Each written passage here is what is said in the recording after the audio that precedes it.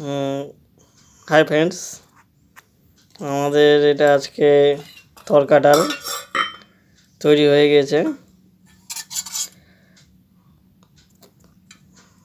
খুব সুন্দর লাগছে দেখতে, মনে হচ্ছে খুব খাইতে টেস্ট হবে। আর সঙ্গে রুটি, মানে বুঝতেই পারছেন যে কত টেস্ট হবে রুটির সঙ্গে তরকা খেতে। আমি তো আর লোভটা সামলাতে পারতেছি না। তো আপনারা যদি এরকম খেতে চান তো অবশ্যই চ্যানেলের সাথে থাকেন, আমরা রেসিপিটা অবশ্যই শিখিয়ে দিব।